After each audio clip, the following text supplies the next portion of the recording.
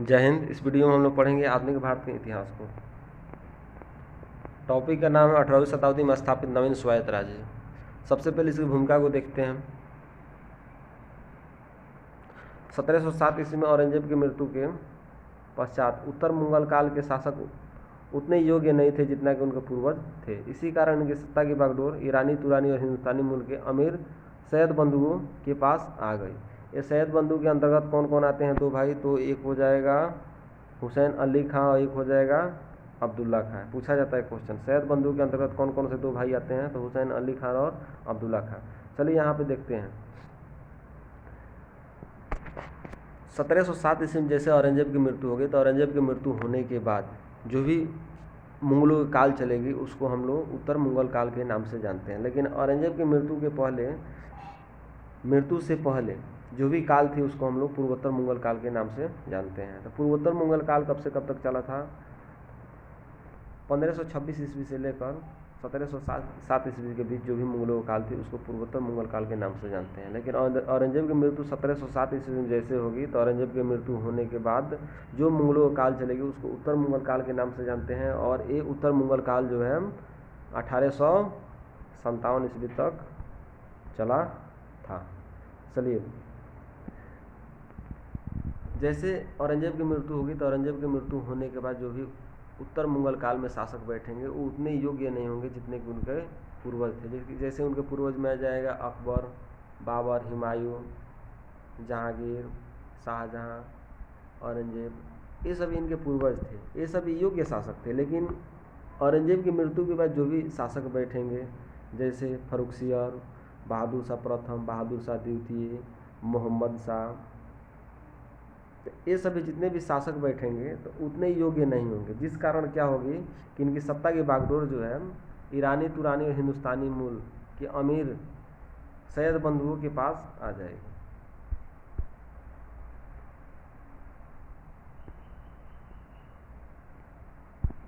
अठारहवीं शताब्दी के प्रारंभ से ही मुगल वंश का पतन तेजी से होने लगा, जिससे अनेक राजनीतिक शक्तियों का उदय हुआ और अनेक स्वतंत्र राज्य अस्तित्व में आए, जो इस प्रकार है। तो चलिए देखिए, 18वीं शताब्दी 1707 ईस्वी में जैसे औरंगजेब की मृत्यु होगी, तो औरंगजेब की मृत्यु होने के बाद मुगल वंश का पतन वहीं से चालू हो जाएगा।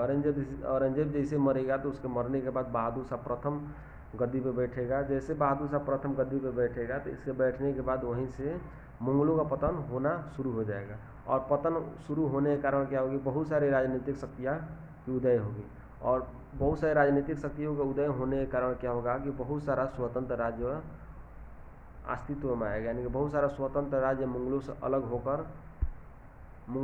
होकर बहुत सारा स्वतंत्र राज्य की स्थापना होगी।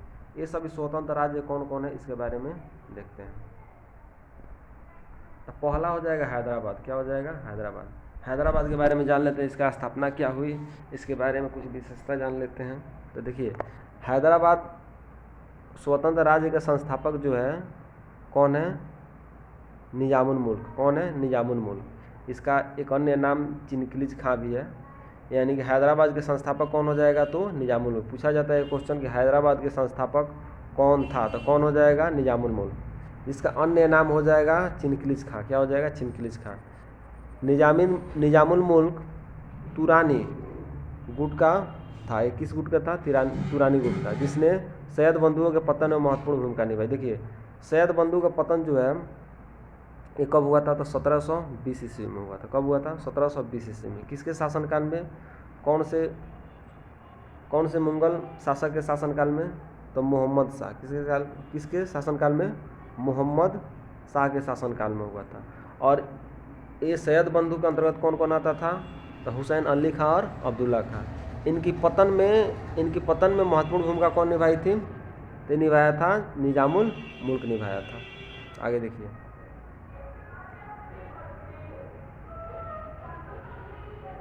निजामुल मुल्क मुगल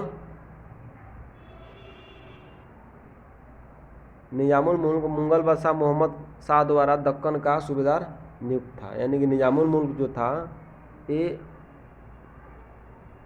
मुगल बादशाह जो था मोहम्मद शाह, इसी के द्वारा दक्कन का ये सूबेदार नियुक्त था। कहाँ का? दक्कन का। दक्कन कहाँ पर पड़ता है? तो ये पड़ता है महाराष्ट्र में। देखिए 1720 से 1722 ईस्वी तक उसने अपने आप को दक्कन में मजबूत किया, यानी कि दक्कन में अपने आप को मजबूत किया। कब से कब तक? 1720 ईस्वी से लेकर 1722 ईस्वी तक। लेकिन जैसे 1724 ईस्वी आएगा, यहाँ से क्या करेगा अपने आप को ये हैदराबाद का, यानी कि ये बहुत उस समय तक मजबूत हो गया था। बहुत ही मजबूत हो जाने के कारण 1724 ईस्वी तक इसने क्या किया कि कहीं भी 1725 भी देता है, 1724 ईस्वी तक आकर इसने क्या किया, हैदराबाद की स्थापना कर दी। यानी कि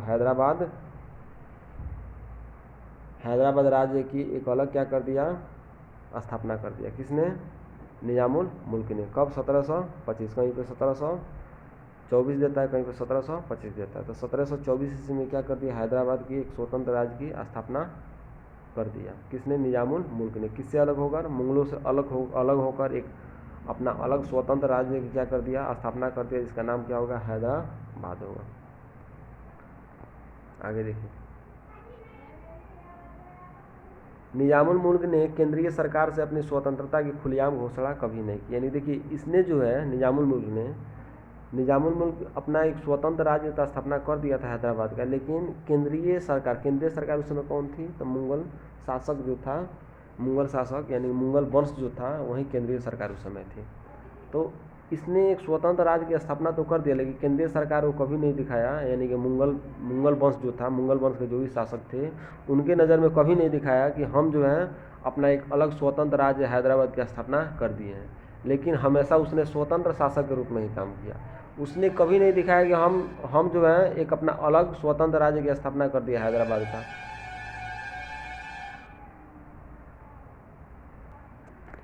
लेकिन उसने हमेशा स्वतंत्र शासक के रूप में ही काम किया।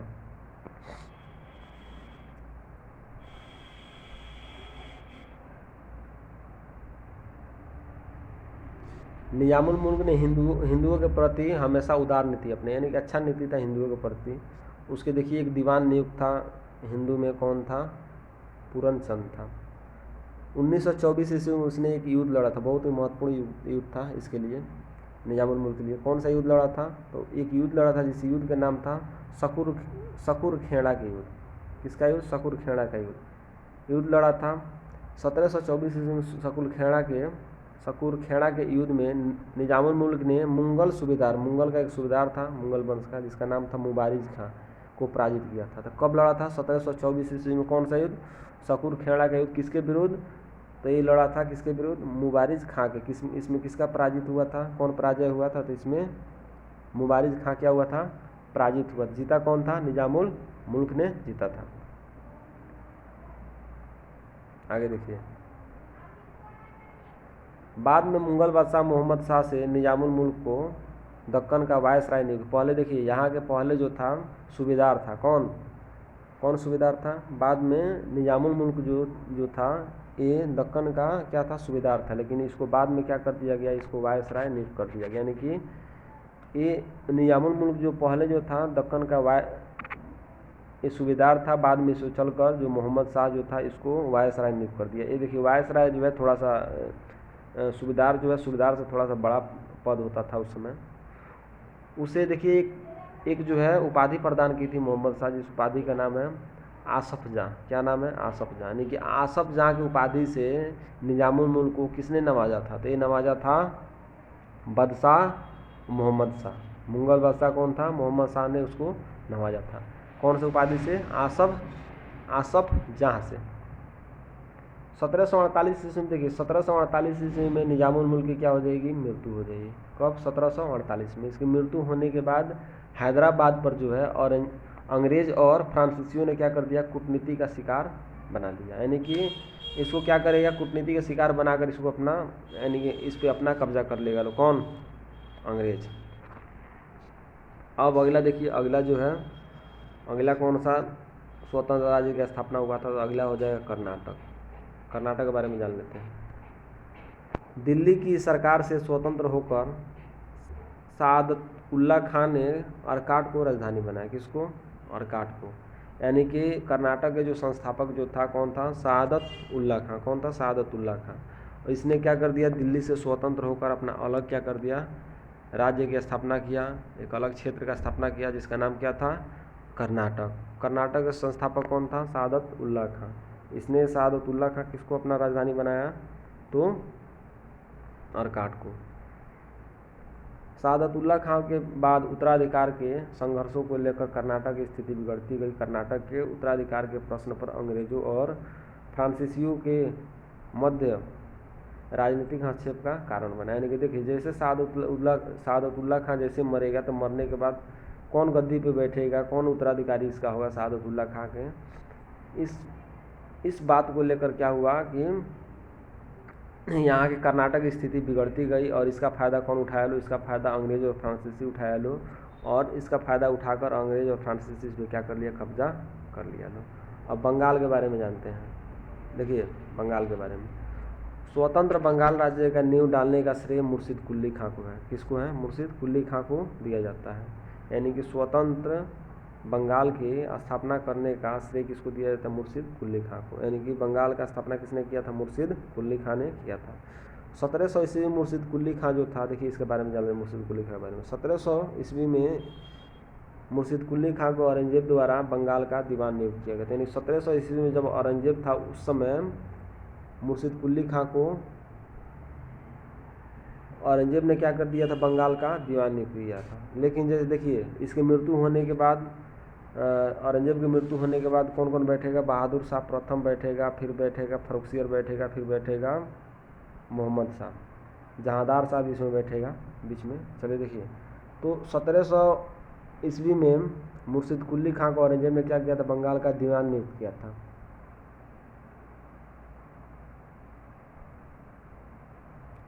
आगे देखते हैं, मुगल सम्राट फर्रुखसियर ने मुर्शिद कुली खां को 1717 ईस्वी में बंगाल का सूबेदार नियुक्त किया।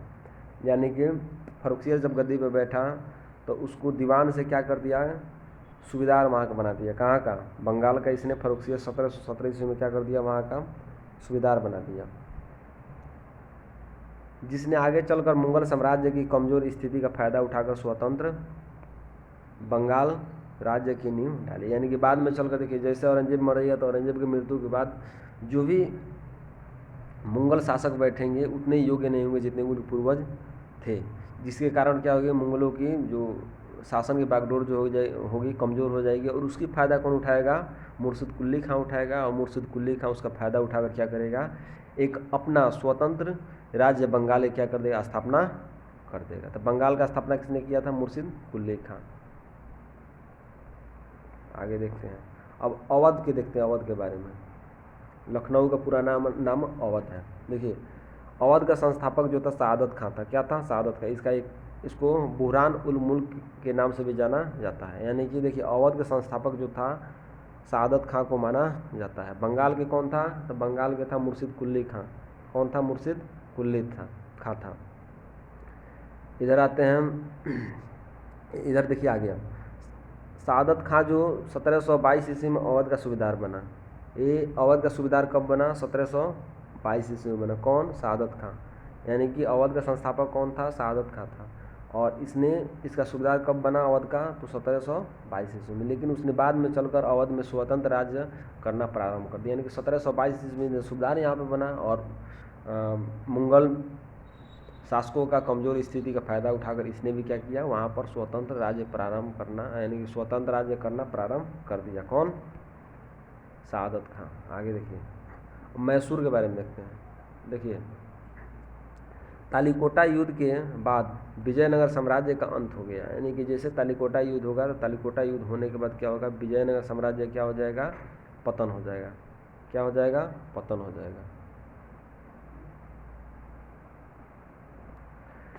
तो विजयनगर साम्राज्य की पतन कब हुई थी? तालीकोटा युद्ध के बाद। तालीकोटा का युद्ध कब हुआ था? तो तालीकोटा का युद्ध जो हुआ था ये हुआ था 1565 में। कब हुआ था? 1565 में।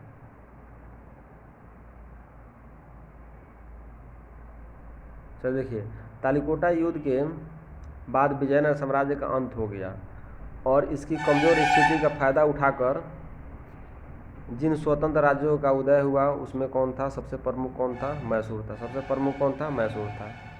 इस समय मैसूर पर वाडेयार वंश का शासन था। किसका था? वाडेयार वंश का शासन था। इस वंश का अंतिम शासक कौन था? चिक्का कृष्णराज नाम मात्र का शासक था।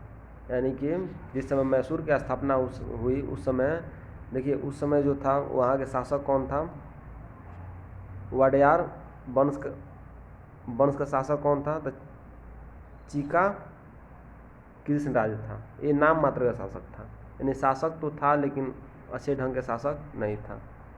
शासन का वास्तविक बागडोर दो मंत्रियों के हाथ में थी। कौन कौन? नंदराज और देवराज।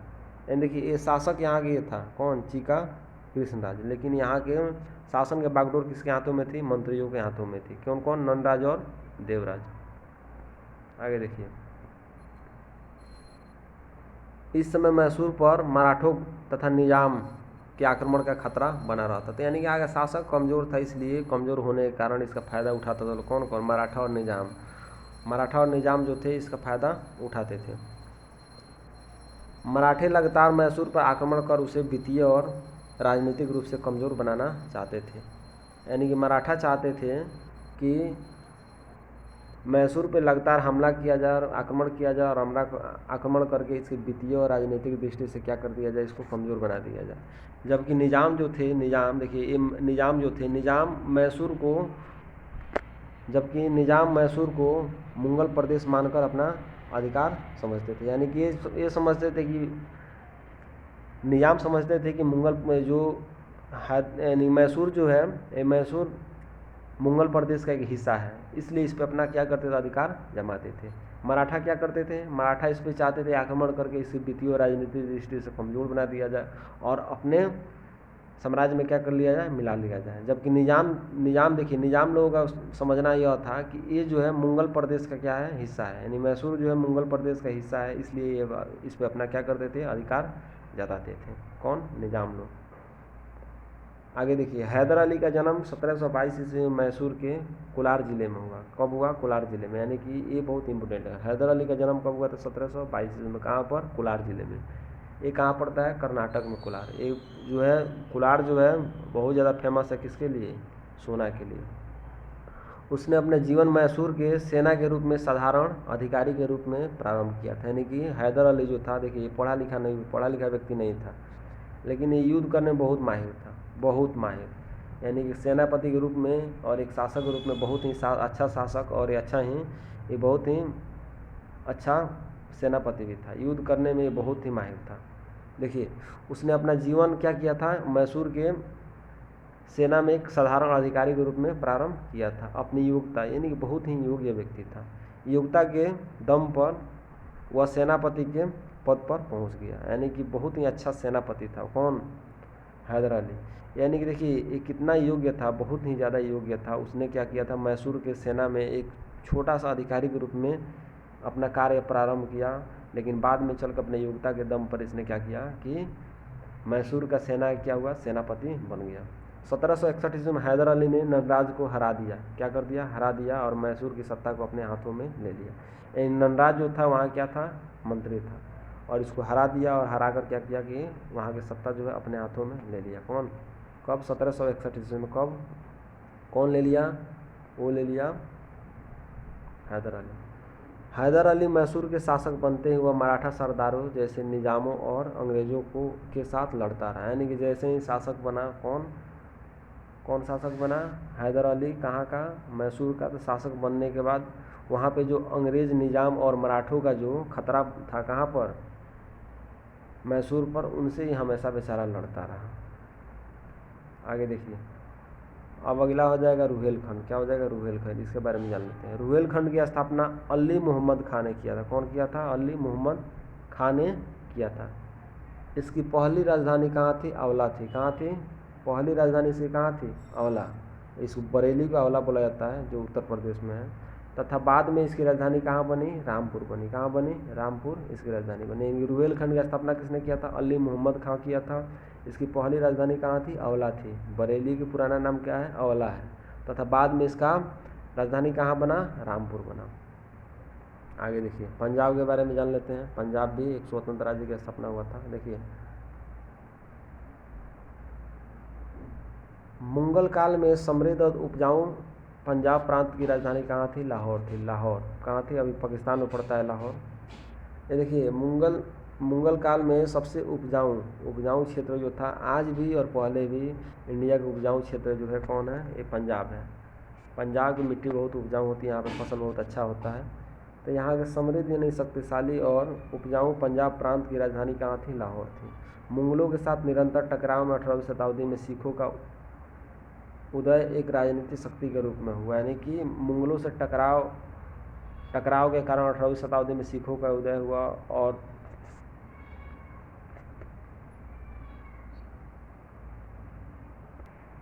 और ये जो है मुगलों से लड़ते रहे सिख और बाद में चलकर ये पंजाब पर जो है अंग्रेज़ों का शासन कायम हो जाएगा। आगे देखते हैं मराठों के बारे में। इनके बारे में, इन सब के बारे में विस्तार से आगे पढ़ेंगे हम लोग।